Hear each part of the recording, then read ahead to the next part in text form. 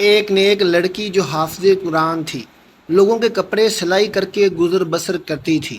مرنے کے بعد وہ کیوں عذاب کا شکار ہوئی، اس کی قبر کا حال جان کر ہر کوئی دنگ رہ گیا، کیونکہ وہ بڑی نیک تھی۔ لوگوں کے اسرار پر جب اس کی ماں نے اس لڑکی کی حقیقت بتائی تو یہ جان کر سب کے رونگٹے کھڑے ہو گئے۔ لہٰذا گزارش یہی ہے کہ اس ویڈیو کو آخر تک ضرور دیکھیں، کیونکہ بہت ساری عورتیں کپڑے سلائی کرتے وقت ایسی غلطیاں کرتی ہیں۔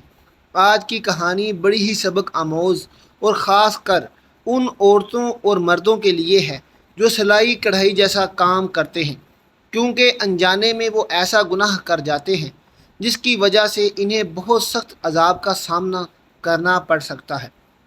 دوستو، کہانی شروع کرتے ہیں۔ کسی شہر کے دور دراز علاقے میں فاطمہ نامی لڑکی اپنی ماں کے ساتھ رہتی تھی۔ اس کے باپ کا انتقال ہو چکا تھا۔ فاطمہ کی ماں نے فاطمہ کو قرآن پاک حفظ کروایا اور سکول کی تعلیم بھی دلوائی اور سلائی بھی سکھائی تھی، تاکہ یہ لوگوں کے کپڑے وغیرہ سلائی کر کے ان دونوں ماں بیٹی کی 2 وقت کی روٹی پوری ہو سکے۔ فاطمہ بہت ہی محنتی لڑکی تھی۔ اس کے کچھ اصول تھے جس سے وہ کبھی پیچھے نہیں ہٹتی تھی۔ ابھی بھی کتنی دیر سے اس کے پاس تو عورتیں بیٹھی ہوئی تھیں، بار بار کپڑے سلائی کے لیے اصرار کیے جا رہی تھیں، لیکن فاطمہ نے 2 ٹوک لفظوں میں انہیں جواب دے دیا کہ وہ ان کے کپڑے نہیں سی سکتی۔ وہ عورتیں فاطمہ کی منتیں سماجتیں کرنے لگیں۔ فاطمہ دیکھو، انکار نہ کرو، تم سب کے کپڑے سلائی کرتی ہو اور بہت اچھے کرتی ہو، ہمارے بھی کپڑے سلائی کر دو۔ بہت مہنگے کپڑے خریدے ہیں، ہم نے کسی ایسی دردن کو یہ دے کر اپنے کپڑے خراب نہیں کروانے۔ تم تو جانتی ہو تمام گلی محلوں کی عورتیں تم سے ہی کپڑے سلواتی ہیں، تم کم دام میں بہت اچھی سلائی کر کے دیتی ہو، کپڑے پہننے میں بھی بہت اچھے لگتے ہیں۔ فاطمہ بولی، لیکن جیسا ڈیزائن آپ لوگ بول رہی ہو، اس طرح کے کپڑے میں نہیں سی سکتی۔ ان کپڑوں میں پورے بازو نظر آئیں گے، شلوار کا ڈیزائن بھی ایسا ہوگا کہ پنڈلیوں سے اوپر پاؤں دکھیں گے۔ توبہ توبہ، میں ایسے کپڑے کیسے سی سکتی ہوں؟ فاطمہ نے یہ بول کر صاف صاف انکار کر دیا۔ وہ عورتیں کہنے لگیں، 1000 جوڑے کی سلائی دیں گے، ہمیں تمہارے ہاتھ کی سلائی بہت پسند ہے، تم بہت نفاست سے کام کرتی ہو۔ فاطمہ کھڑی ہوئی اور کہنے لگی، نہیں باجی، میں سلائی نہیں کروں گی، اور پھر وہ اپنے باورچی خانے میں چلی گئی۔ فاطمہ کی اماں نے شرمندگی سے ان دونوں عورتوں سے معذرت کی اور کہنے لگی، میری بیٹی تھوڑی پردے دار ہے، وہ اس لیے اس طرح کے کپڑے نہیں سیتی۔ وہ دونوں عورتوں کے جانے کے بعد فاطمہ کی ماں نے فاطمہ سے کہا، بیٹی تم کیوں آتی روزی کو دھکا دیتی ہو؟ آخر تم کپڑے سلائی کیوں نہیں کرنا چاہتی تھی؟ کوئی 4 پیسے آ جاتے۔ فاطمہ بولی، اماں، میں ایسے ہی بے حیائی کے کپڑے کسی کو سی کر نہیں دے سکتی۔ اتنا کہہ کر فاطمہ اپنا دوپٹہ سمیٹ کر وضو کرنے چلی گئی اور اس کی اماں بھی خاموش ہو گئی۔ وہ جب بھی فاطمہ سے کوئی بات کرتی تو وہ اس طرح کے جواب دیتی تھی۔ انہیں اپنی بیٹی سے بہت محبت تھی۔ اس کی ماں بھی لوگوں کے گھروں کا کام کر کے آتی تھی اور بیٹی گھر پر محنت کرتی تھی۔ ایسا کرتے کرتے فاطمہ نے اپنے پورے جہیز کا سامان بنا لیا۔ پھر فاطمہ کی ماں نے اچھا لڑکا دیکھ کر فاطمہ کی شادی کر دی۔ وہ لڑکا غریب ضرور تھا، لیکن فاطمہ کی بہت عزت کیا کرتا تھا۔ فاطمہ کی ماں نے شادی طے کرتے وقت یہ کہا تھا کہ میرا تو کوئی سہارا نہیں، میری بیٹی کے علاوہ، اس لیے میں اپنی بیٹی اور داماد کو اپنے گھر پر ہی رکھوں گی۔ وہ لوگ بھی مان گئے۔ اس طرح فاطمہ شادی کے بعد اپنی ماں ہی کے گھر میں رہنے لگی۔ اس کا شوہر جتنے بھی پیسے کماتا، لیکن ان سے گھر کا گزارا بڑا مشکل تھا۔ فاطمہ کو کپڑے سلائی کرنا ہی پڑتے تھے۔ وقت ایسے ہی گزرتا گیا، فاطمہ پریگننٹ ہو گئی۔ اب فاطمہ سے کپڑے سلائی کرنا بڑے مشکل ہو رہے تھے۔ ادھر فاطمہ کو یہ خوشخبری ملی اور ادھر سے شوہر نے گھر آ کر بتایا، اسے نوکری سے نکال دیا گیا ہے۔ فاطمہ یہ بات سن کر رونے تڑپنے لگی کہ اب میرا کیا ہوگا، میں اس حال میں بھی کپڑے سلائی کیسے کروں گی؟ فاطمہ کا شوہر اس کا بہت خیال رکھتا تھا۔ جب وہ کپڑے سلائی کرنے بیٹھتی تو فاطمہ کو وہیں بیٹھے چائے بنا کر دیتا، کبھی کھانا بھی بنا کر دیتا اور باہر نوکری بھی کرتا تھا۔ اب اکثر ہی فاطمہ کی اپنے شوہر سے کام کے سلسلے میں بحث ہو جاتی۔ شوہر سے وہ بدتمیزی کرنے لگی اور بد زبانی کرنے لگتی۔ جب شوہر کھانا کھانے بیٹھتا تو آگے سے یہ کہہ دیتی، نہ کام کا نہ کاج کا، دشمن اناج کا۔ وہ بیچارہ 2 نوالے کھاتا اور اٹھ کر باہر چلا جاتا۔ حالانکہ وہ بھی روز کام ڈھونڈنے جاتا تھا اور یہ تو اللہ کی مرضی تھی کہ اس کو کام مل ہی نہیں رہا تھا۔ ایسا کرتے کرتے آخر وہ دن آ گیا کہ فاطمہ کے گھر بیٹی پیدا ہوئی۔ فاطمہ کا شوہر اور فاطمہ کی ماں بچی کو دیکھ کر بہت خوش ہوئے۔ فاطمہ کا شوہر بچے کی خوشی میں گھر گھر میں مٹھائیاں بانٹ رہا تھا۔ ادھر فاطمہ کے شوہر کو بچی کی خوشخبری ملی اور ادھر فاطمہ کے شوہر کا کام بھی لگ گیا۔ جہاں فاطمہ کے شوہر کو کام ملا وہ ٹھیکیدار بڑا ہی سخت مزاج تھا، مزدوروں کے ساتھ بدتمیزی سے پیش آتا تھا، بس اسے کام ہی پیارا تھا۔ لوگ بس مجبوری کے تحت اس کے پاس کام کرتے تھے اور اکثر وہ مزدوروں کو گندی گندی گالیاں بھی دیتا اور ڈانٹ ڈپٹ بھی کرتا تھا۔ ادھر فاطمہ کے گھر کا گزارا مشکل ہو رہا تھا۔ جب بیٹی تھوڑی بڑی ہوئی تو فاطمہ نے پھر سے اپنی سلائی کا کام شروع کر دیا تاکہ اس کی بیٹی کا خرچ پورا ہو سکے۔ جو بھی عورتیں کپڑے سلوا کر لے جاتی، ان کے کپڑوں میں سے جو کپڑا بچ جاتا وہ عورتیں اسی کو دے دیتی۔ اسی کپڑے سے وہ اپنی بیٹی کے چھوٹے چھوٹے فراق سلائی کر لیتی اور اس کو پہناتی۔ اس طرح وہ گزر بسر کر لیتی، کیونکہ فاطمہ کے شوہر کی اتنی کمائی نہیں تھی کہ جس سے وہ زیادہ خرچ کر سکے۔ بجلی کے بل اور گھر کا سودا صرف شوہر پورا کر سکتا تھا۔ پھر ایک دن خدا کی کرنی ایسی ہوئی کہ ان لوگوں کے گھر میں زلزلہ سا آ گیا۔ ہوا کچھ یوں، فاطمہ کا پاؤں اچانک سیڑھیوں سے پھسلا اور وہ پھسلتی ہوئی نیچے آخری سیڑھی تک آ گئی۔ اس کے سر سے اتنا خون بہہ گیا۔ فاطمہ کی ماں رونے چلانے لگی۔ پورا محلہ ان کے گھر میں اکٹھا ہو گیا۔ جلدی سے فاطمہ کے شوہر کو خبر دی گئی۔ جمعہ کا دن تھا اور فاطمہ کا شوہر اس لیے آج کام پر تھا کہ ایکسٹرا جو پیسے ملیں گے میں اپنی بچی کے لیے کھلونے خریدوں گا۔ اس دن کوئی اور مزدور کام پر نہیں آیا تھا۔ جب فاطمہ کے شوہر کو بیوی کی خبر ملی تو جلدی سے اندھا دھند اس نے تالے لگائے اور بھاگ کر گھر واپس آ گیا۔ چابی اس نے اپنی جیب میں رکھ لی اور جلدی سے گھر آ گیا۔ ڈاکٹر کے پاس لے جاتے فاطمہ راستے میں ہی دم توڑ گئی۔ فاطمہ کے شوہر کو فاطمہ کی کئی باتیں یاد آ رہی تھیں۔ وہ تڑپ تڑپ کر رو رہا تھا اور فاطمہ کی ماں بھی بلک بلک کر رو رہی تھی۔ فاطمہ کا شوہر اس لیے بھی زیادہ رو رہا تھا کہ اس کی معصوم سی بچی ہے، اس کا کیا بنے گا۔ ابھی تو وہ اتنی چھوٹی تھی کہ ماں کا دودھ پیتی تھی۔ یہ سب سوچ کر وہ اور بھی اونچی اونچی آواز میں رونے لگا۔ فاطمہ کی اچانک موت پر ہر کوئی افسوس کرنے لگا۔ کون جانتا تھا کہ ایک جوان لڑکی بڑی جوانی میں ایسے خاموشی سے اس دنیا کو چھوڑ جائے گی۔ ہر کوئی فاطمہ کی نیکی کے گن گایا کرتا تھا۔ سبھی جانتے تھے وہ کتنی نیک تھی، پرہیزگار تھی، ہر کسی کا خیال رکھنے والی تھی۔ ہر کوئی اس کی تعریف میں لگا ہوا تھا۔ فاطمہ کی ماں اور شوہر کا رو رو کر برا حال ہو گیا۔ وہ دونوں غم سے نڈھال تھے۔ پھر تدفین کا وقت قریب آیا اور فاطمہ کا جنازہ اٹھ گیا۔ فاطمہ کو قریبی قبرستان لے جا کر دفنا دیا گیا۔ اس کو دفناتے وقت اس کا شوہر قبر کے اندر اترا تھا اور اسی دوران اس کی جیب میں سے وہ چابیاں نکل کر قبر کے اندر گر گئیں جہاں کام سے وہ تالے لگا کر آیا تھا۔ اس کے شوہر کو اس بات کا پتہ ہی نہ چلا۔ وہ گھر لوٹ آیا۔ شام ہوتے ہی سب لوگ اپنے اپنے گھروں کو چلے گئے۔ سب جانے کے بعد گھر بالکل ویران سا ہو گیا۔ فاطمہ کی سلائی مشین سامنے ہی رکھی ہوئی تھی، جسے دیکھ کر اس کی ماں زاروں قطار رونے لگ جاتی، کیونکہ اس کو پہلے بیوہ ہونے کا دکھ تھا اور اب بیٹی کے چلے جانے کا اور چھوٹی نواسی کا تنہا رہ جانے کا۔ اب یہ بار بار اسی دکھ میں سلتی بلتی تھی۔ فاطمہ کے شوہر نے فاطمہ کی ماں کو سنبھالا اور بیٹی کو گود میں لیا، لیکن ماں کو کہاں قرار آنا تھا جس کی جوان بیٹی اس دنیا سے چلی گئی ہو۔ وہ بس یہی بولی جا رہی تھی کہ ابھی ابھی میری بیٹی یہاں سلائی کر رہی تھی، یہ سب کیسے اور کیا ہو گیا۔ اس کی ماں کو تو یقین ہی نہیں آ رہا تھا کہ اس کی بیٹی اس دنیا سے جا چکی ہے۔ فاطمہ کی ننھی بیٹی بھی بلک بلک کر رو رہی تھی اور فاطمہ کا شوہر نہیں چاہتا تھا کہ وہ اگلے 2-3 دن کام پر جائے۔ وہ اپنی بیٹی کا خوب خیال رکھنا چاہتا تھا اور بیوی کے غم میں بہت نڈھال تھا، اس لیے وہ مالک کو بتانا چاہتا تھا کہ میں اگلے 3 دن کام پر نہیں آؤں گا۔ جیسے ہی فاطمہ کے شوہر نے جیب کو ہاتھ لگایا تو اس کی جیب میں چابیاں نہیں تھیں۔ وہ سوچ میں پڑ گیا کہ آخر چابیاں کہاں چلی گئی ہیں۔ بہت سوچنے کے بعد اس کے دماغ میں یہ خیال آیا کہ چابیاں تو اس نے جیب میں رکھی تھیں۔ فاطمہ کی ماں بھی اپنے دماغ کی پریشانی والا چہرہ دیکھ رہی تھی۔ کہنے لگی، بیٹا کیا بات ہے؟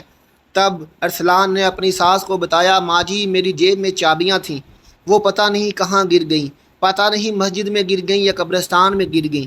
اس وقت ارسلان کے ذہن میں یہ بات آئی کہ جب وہ قبر کے اندر اترا تھا اس وقت کہیں چابیاں قبر میں تو نہیں گر گئیں۔ وہ بہت زیادہ پریشان ہو گیا کیونکہ وہ ٹھیکیدار بہت ہی گندا اور زہریلا اور سخت آدمی تھا۔ اس نے ارسلان کو چھوڑنا نہیں تھا۔ ذرا سی چابیوں کے گم ہونے پر وہ ارسلان کو مار ہی دیتا۔ اتنی دیر میں ٹھیکیدار کا فون آ گیا اور اس نے کہا صبح بندے کام پر لگانے ہیں، مجھے ابھی اور اسی وقت راتوں رات چابیاں دے کر جاؤ تاکہ میں باقی کے کام پر صبح سویرے مزدوروں کو لگا سکوں۔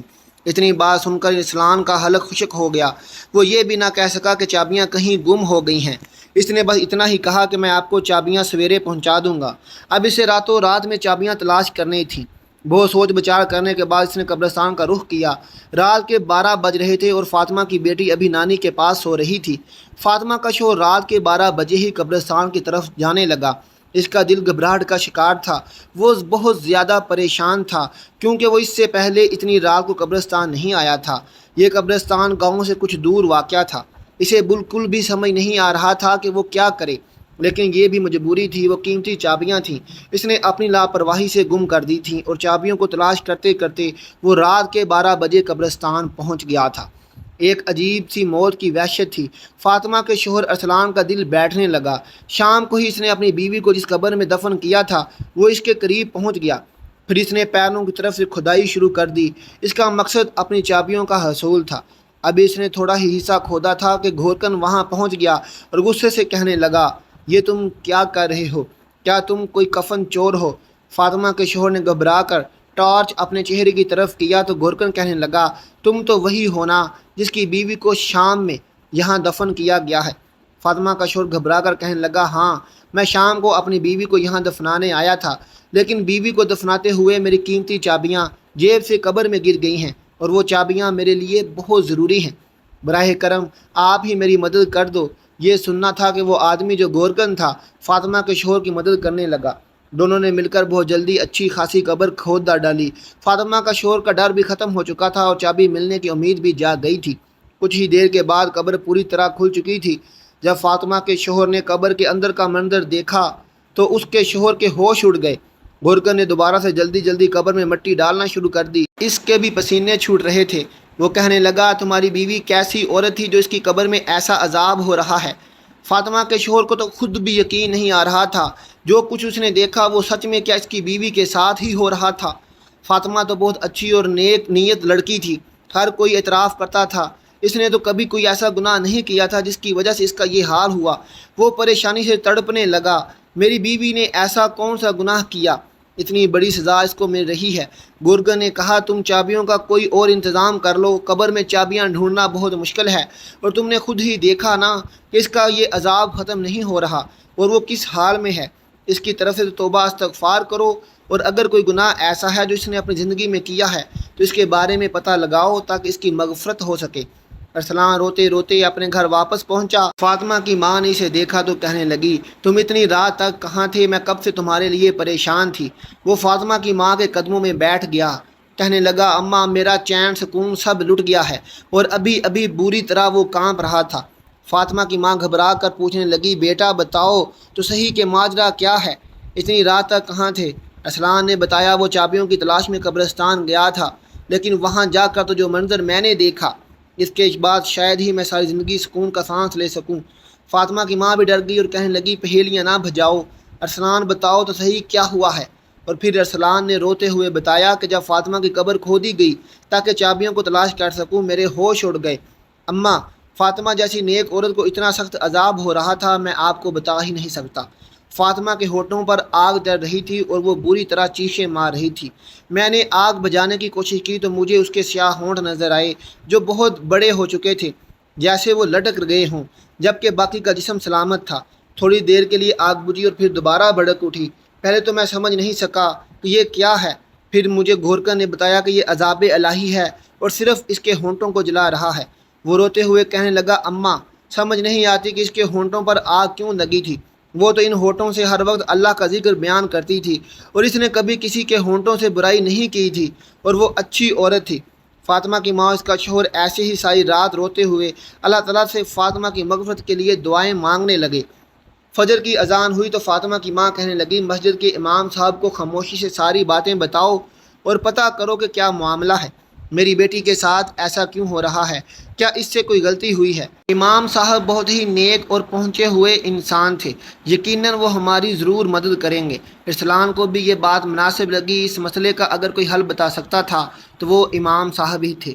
ارسلان نماز کے لیے گیا تو نماز کے بعد اس نے مسجد کے امام صاحب کو روک لیا اور تنہائی میں انہیں روتے ہوئے ساری بات بتا دی۔ یہ سن کر وہ کہنے لگے، میں فاطمہ کی ماں سے ملنا چاہتا ہوں۔ وہ امام صاحب کو اپنے گھر لے آیا اور فاطمہ کی ماں سے اس کی ملاقات کروا دی۔ امام صاحب پوچھنے لگے، اماں بتاؤ، فاطمہ کہیں کسی کی چگلی تو نہیں کرتی تھی یا کوئی ایسا گناہ جو اس کے منہ سے ہوتا ہو؟ فاطمہ کی ماں کہنے لگی، نہیں، میری بچی صرف سلائی کا کام کرتی تھی، اسے اتنی فرصت کہاں کہ وہ اس پڑوس میں جائے یا اپنی سہیلیوں کو اپنے پاس بلائے۔ پھر یہ سن کر امام صاحب نے کہا، ایک سوال، جس سے فاطمہ کی ماں چونک اٹھی۔ امام صاحب نے کہا، فاطمہ کسی کی امانت کو اپنے پاس رکھتی تھی، یعنی کوئی بچا ہوا کپڑا، کوئی جوڑے پر لگنے والی لیس وغیرہ؟ فاطمہ کی ماں کہنے لگی، فاطمہ تو بچے ہوئے کپڑے اور دھاگا وغیرہ سب واپس لوٹا دیتی تھی، اور جو کپڑا اسے چاہیے ہوتا تھا وہ پوچھ کر لیا کرتی تھی۔ امام صاحب کہنے لگے، سوچ لو کہ ایسی غلطی ہو سکتی ہے جس کی وجہ سے اس کے منہ کو عذاب ہو رہا ہے، لیکن پھر بھی اس نے جانے انجانے میں کوئی ایسا گناہ تو ضرور کیا ہے۔ امانتوں کے معاملے میں ہمیں بہت سخت طور پر سوال جواب کا سامنا ہوگا۔ مجھے لگتا ہے یہاں امانت کا ہی کوئی معاملہ ہے، کیونکہ فاطمہ بیٹی کی نیکی سے تو ہر کوئی واقف ہے، کیونکہ امام صاحب بھی فاطمہ کو اچھی طرح جانتے تھے۔ انہی کے پاس فاطمہ نے قرآن پاک حفظ کیا تھا۔ امام صاحب کے کہنے پر، بی بی پھر بیٹی کی کوئی تو ایسی بات ہوگی، سوچو وہ ایسا کیا کرتی تھی، اور اس عورت کا تعلق فاطمہ کے ہونٹوں سے ہے۔ فاطمہ کی ماں بہت سوچ کر کہنے لگی، اس کی ایک عادت تو مجھے بہت بری لگتی تھی، وہ کینچی کی بجائے اپنے منہ سے دھاگا توڑتی تھی اور پھر دھاگے کا جو ذرہ ریشہ اس کے منہ میں یا ہونٹوں پر رہ جاتا تھا اسے دانتوں سے چباتی، اور اکثر ہی منہ میں اس کو چلتے ہوئے دیکھا تھا، لیکن وہ بار بار کینچی نہیں اٹھاتی تھی، منہ سے دھاگا کھینچ کر منہ سے چبا کر تھوک دیتی تھی۔ بہت بار میں نے اسے سمجھایا کہ اس طرح ہونٹ بھی کٹ سکتا ہے، لیکن فاطمہ کی یہ عادت اب پکی ہو چکی تھی۔ یہ سنتے ہی امام صاحب کہنے لگے، تو پھر ہو سکتا ہے یہ عذاب اسی دھاگے کے ذرے کی وجہ سے ہو، کیونکہ جب فاطمہ کی موت ہوئی تھی تو اس سے پہلے وہ کپڑے سلائی کرتی کرتی اٹھ کر سیڑھیوں کی طرف گئی تھی۔ شاید اس کی موت کے وقت وہ دھاگے کا ذرہ اس کے منہ میں رہ گیا ہو اور اسی دھاگے کی وجہ سے اس پر عذاب ہو رہا ہو۔ سلائی کے بچے ہوئے سامان کے ساتھ دھاگے کا ایک ذرہ سا ٹکڑا بھی اس شخص کی امانت کہلاتا ہے جو کپڑوں کی سلائی کے پیسے دیتا ہے۔ ساری بچی ہوئی چیزوں کی طرح دھاگا اور دوسری چیزیں بھی واپس کرنا ضروری ہوتا ہے۔ بہتر ہے کہ آپ لوگ اس طرح سے مغفرت کی دعائیں کریں، اور جو لوگ بھی فاطمہ سے کپڑے سلواتے تھے ان سے بات کر کے فاطمہ کی عادت کے بارے میں بتائیں اور اس کے لیے معافی مانگ لیں۔ یہ سن کر فاطمہ کی ماں بہت زیادہ پریشان ہوئی۔ بظاہر تو یہ بہت معمولی سی بات تھی، لیکن اس کی وجہ سے فاطمہ کو اتنا سخت عذاب ہوا یہ ان کے وہم و گمان میں بھی نہ تھا۔ پھر فاطمہ کی ماں نے ان سب لوگوں کو اپنے گھر میں جمع کیا جن کے کپڑے وہ سلائی کرتی تھی، اور سب کو فاطمہ کی چھوٹی سی عادت کا بتا کر فاطمہ کی مغفرت کے لیے ہاتھ جوڑے۔ لیکن یہ کوئی ایسی بڑی بات تو نہیں تھی، اس لیے سب نے فوراً معاف کر دیا، اور کچھ لوگوں کی نظر میں تو یہ گناہ بھی نہیں تھا، لیکن جو بات انسان کے نزدیک معمولی سی ہوتی ہے اعمال میں وہ اکثر بھاری ہوتی ہے۔ یہاں اب یہ معاملہ امانت کا تھا، شاید اس لیے فاطمہ کی پکڑ ہو گئی تھی۔ سب لوگ فاطمہ کی اچھی عادتوں سے واقف تھے، اس لیے فاطمہ کو معاف کر کے چلے گئے۔ اسی رات فاطمہ کی ماں نے اپنے دماغ سے کہا، جلدی سے دوبارہ چابیوں کے لیے تم اس کی قبر لازمی کھودو اور اندر کا منظر دیکھ کر بتاؤ کہ اس پر عذاب ہٹ گیا ہے۔ فاطمہ کی ماں جاننا چاہتی تھی کہ اس کے عذاب کے پیچھے اصل وجہ کیا تھی، کیا واقعی ایک ذرا سا دھاگا اس پر عذاب کی وجہ بنا تھا۔ اس رات ارسلان پھر گورکن کے پاس گیا اور ان دونوں نے مل کر قبر کھودی تو دیکھا کہ فاطمہ کی میت بالکل ٹھیک تھی، اس کے پاس سے خوشبو آ رہی تھی، کسی قسم کا کوئی عذاب نہیں ہو رہا تھا، چابیاں بھی اسی قبر میں تھیں۔ ارسلان نے وہ چابیاں وہاں سے اٹھائیں اور قبر واپس سے بند کر دی، اور گھر واپس آ کر فاطمہ کی ماں کو سارا ماجرا سنایا۔ انہوں نے اللہ کا شکر ادا کیا، ان کی بیٹی پر سے عذاب الہی ہٹ گیا، اور پھر جب یہ بات گاؤں والوں کو بتائی گئی تو انہوں نے حیرانی سے کہا کہ اس قدر نیکوکار عورت کو ایک امانت کی وجہ سے اتنے عذاب کا سامنا کرنا پڑا تھا۔ سارے گاؤں والوں نے توبہ و استغفار کی اور پھر سب نے اپنے معاملات کو سدھارنے کی کوشش کی۔ اسی دن کے بعد گاؤں میں ہر کوئی امانت کو لے کر بہت چکنا ہو گیا۔ کسی کے پاس کسی کی ذرا سی چیز بھی ہوتی تو اسے فوراً واپس لوٹایا جاتا۔ فاطمہ تو چلی گئی تھی، لیکن جاتے جاتے اپنی ماں اور شوہر کو اداس کر گئی تھی۔ وہ فاطمہ کی بیٹی اور فاطمہ کا شوہر اور ماں تینوں اسے ہر وقت بار بار یاد کرتے۔ فاطمہ تو پھول تھی جس کی خوشبو چاروں طرف بکھری ہوئی تھی، اس کے جانے کے باوجود بھی لوگ اسے بالکل نہیں بھولے تھے۔ وہ اپنے اچھے اخلاق اور رویے کی وجہ سے سب کے دلوں میں آج بھی زندہ ہے۔ وہ اب جنت کے کسی اعلیٰ مقام پر ہوگی۔ جو چھوٹا سا گناہ اس سے ہوا تھا، اس کی سزا وہ بھگت چکی تھی۔ کہنے کو تو یہ صرف معمولی سی بات ہے کہ چھوٹا سا دھاگے کا ٹکڑا منہ سے توڑنے پر اس کا ریشہ منہ میں رہ گیا، جسے فاطمہ نے چبا کر تھوک بھی دیا تھا۔ لیکن اکثر سلائی کرنے والی عورتوں کے ساتھ یہ معاملہ ہوتا ہے۔ بہت سی عورتوں کو میں نے خود منہ سے دھاگا کترتے ہوئے دیکھا ہے، لیکن کیا کبھی کسی نے سوچا ہے کہ اس کی وجہ سے بھی انسان کو اللہ کے آگے جواب دینا ہوگا؟ یہ دھاگے کا ذرہ بھی امانت کا ایک حصہ ہے اور یہ معاملہ قبر تک جائے گا، اور اس ذرا سی لاپرواہی کی وجہ سے بھی اللہ کا عذاب ہوگا۔ اس لیے آج کی یہ ویڈیو ہر اس شخص کے نام ہے جو سلائی کڑھائی کا کام کرتا ہے۔ اگر آپ بھی ایسا کوئی کام یا غلطی کرتے ہیں تو خدا را ایسی کوئی غلطی نہ کریں، امانت میں خیانت نہ کریں، دھاگے سے لے کر بٹن تک ہر چیز کو واپس کر دیا کریں۔ ناظرین، ہمیں امید ہے کہ آج کی ہماری یہ ویڈیو آپ لوگوں کے لیے ایک سبق ہے، اور جو لوگ امانت کے بارے میں محتاط نہیں رہتے وہ بھی اس کہانی سے اپنا سبق حاصل کریں اور اپنی امانتوں کو پورا کیا کریں۔ ناظرین، ملتے ہیں آپ سے اپنی اگلی ویڈیو کے ساتھ۔ میرے چینل کو سبسکرائب کر دیجئے تاکہ ایسی اچھی ویڈیو آپ تک پہنچ سکیں۔ اللہ حافظ۔